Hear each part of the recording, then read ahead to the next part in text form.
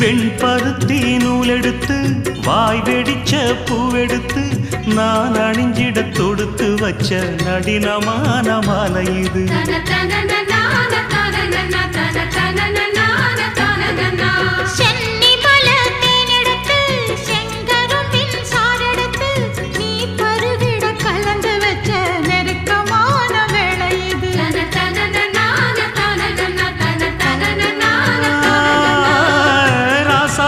உடம்பிருக்கும் ரவிக்க துணி நானாக அன்னாடம் சூடி கொள்ள ஆசை வச்சாகாதா.